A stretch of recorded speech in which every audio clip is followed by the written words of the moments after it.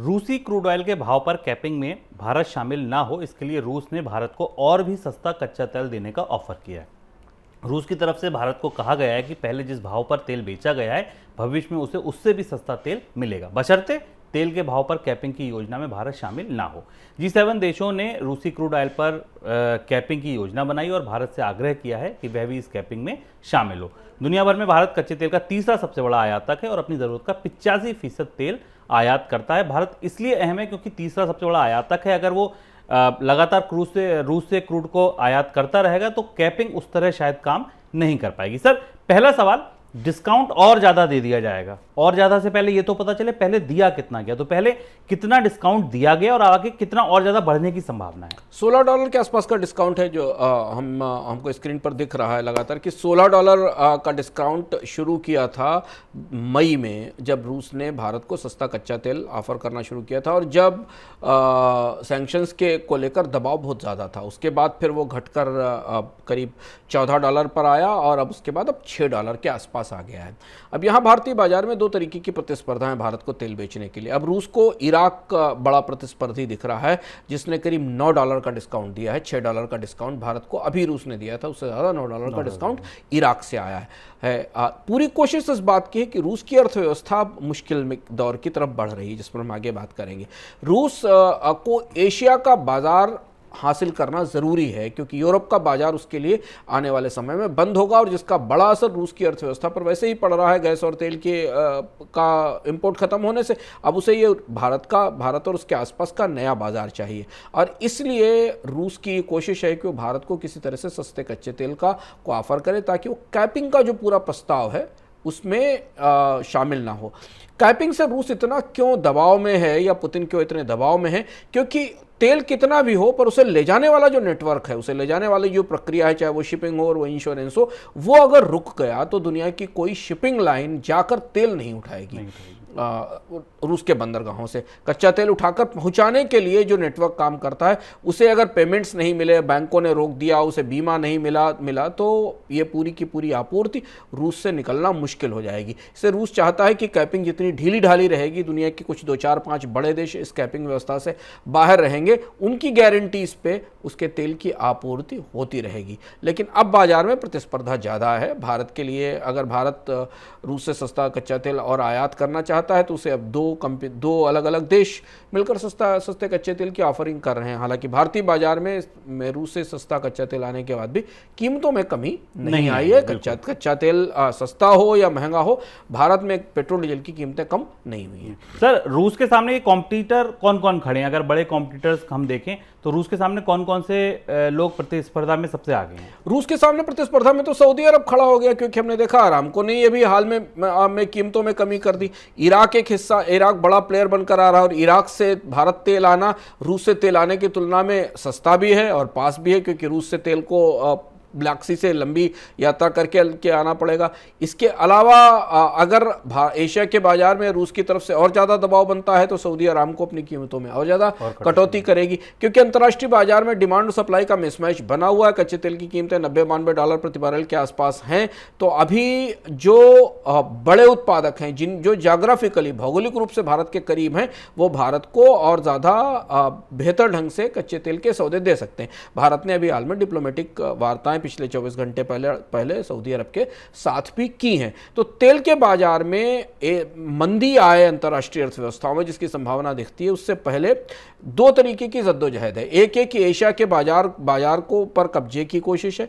हालांकि सऊदी अरब और ओपेक देशों को यूरोप का बाजार मिलेगा पर रूस वहाँ से निकलने के बाद नए बाजारों की तलाश कर रहा है। और दूसरी जद्दोजहद ये है कि बाजार में जितनी मांग है उसे पहले से ही फिट कर लिया जाए, उसके बाद फिर कीमतों का स्तर तय किया जाए उत्पादन के तौर पर। और अब रूस इस पूरे जाल में जो पूरा जाल प्रतिबंधों का बनाया गया था उसमें कच्चे तेल और ऊर्जा को लेकर उलझता दिख रहा है। सर, रूस के लिए कच्चा तेल या गैस बेचना, उसके लिए बाजार बनाना, तलाशना जरूरी क्यों? क्या ऐसा कोई संकेत है कि अर्थव्यवस्था को बहुत ज्यादा डेंट हो गया है इस युद्ध की वजह से? हाँ, इस तरीके के संकेत हैं शुभम। और जैसे अभी जो खबरें हमारे पास सुर्खियों में आ रही हैं कि यूक्रेन ने रूस के कब्जे वाला एक बड़ा हिस्सा वापस खाली करा लिया है। रूस की एजेंसी किसकी तरफ से इस बात की पुष्टि नहीं की गई, पर इसे नकारा भी नहीं गया है। अब दुनिया की ताज़ा सुर्खियां ये हैं कि क्या रूस ये युद्ध हार रहा है, यूक्रेन की सेना वापस उन क्षेत्रों पर कब्जा कर रही जहां रूस ने कभी कब्जा किया था। हालांकि युद्ध में दोनों तरफ से दावे किए जाते हैं, पर रूस की तरफ से वो दावे नहीं हुए हैं, उन दावों को खंडन नहीं किया गया जो दावे यूक्रेन की तरफ से इस युद्ध में जीत को लेकर किए गए हैं। लेकिन हाँ, अगर हम आर्थिक संदर्भों में करीब से देखें तो कुछ खबरें हमें छनकर बाहर निकलती दिखाई दे रही हैं।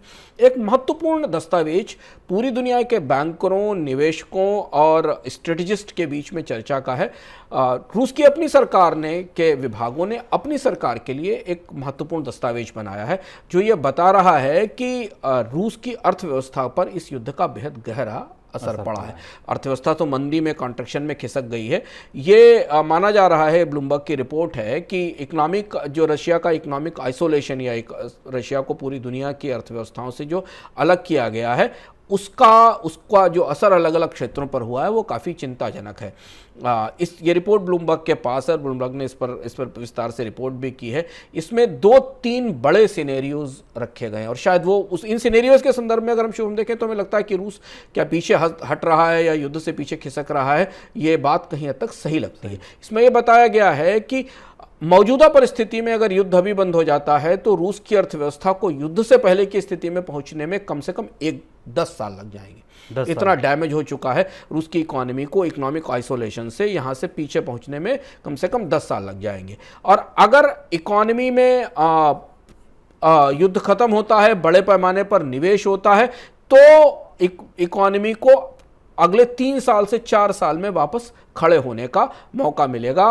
और यह माना जा रहा है कि अर्थव्यवस्था में स्ट्रेस मतलब 8% से ज़्यादा बढ़ सकता है, यानी कॉन्ट्रैक्शन 8% से नीचे जा सकता है। दूसरी जो महत्वपूर्ण चीज़ इस रिपोर्ट से हमारे सामने निकल कर आती है वो ये कि जो आंकड़े, इसमें बड़े आंकड़े मिल रहे हैं, जो रूस को सबसे ज़्यादा नुकसान हुआ है यूरोप को निर्यात से। माना जा रहा है कि अगर यूरोप पूरा कट ऑफ कर देता है रूस से गैस लेने का, जिसकी तैयारी चल रही है कि नॉर्थ स्ट्रीम पाइपलाइंस और जो पाइपलाइंस यूक्रेन के जरिए आती हैं उनसे पूरा कट ऑफ कर देता है, तो रूस को कम से कम $6.6 बिलियन का एक्सपोर्ट मार्केट गंवाना पड़ेगा। $6.6 बिलियन साल का नुकसान रूस की अर्थव्यवस्था को होगा और एक्सपोर्ट मार्केट खत्म हो जाएगा।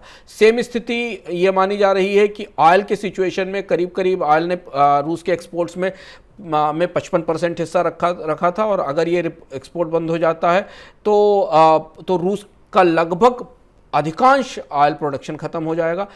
रूस का मेटल एक्सपोर्ट्स बुरी तरह टूट चुका है। $5.7 बिलियन का नुकसान रूस की मेटल इंडस्ट्री को हो चुका है।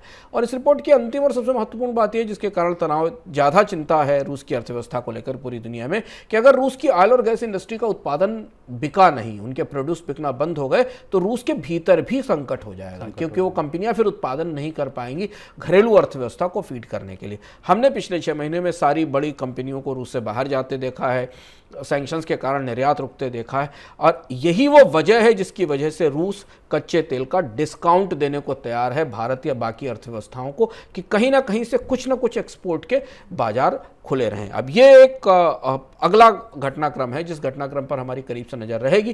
क्या यह बात सही है कि रूस इस युद्ध से वापस अपने पैर खींच रहा है? क्या यह बात सही है कि यूक्रेन युद्ध जीत रहा है? इसको लेकर दावे प्रतिदावे बहुत ज़्यादा हैं, पर रूस की अर्थव्यवस्था की भीतरी तस्वीर ये बताती है कि शायद रूस लंबे समय तक ये युद्ध जारी रखने की स्थिति में अब नहीं होगा। कम से कम ऐसे आंकड़े हमारे पास निकल कर बाहर आ रहे हैं।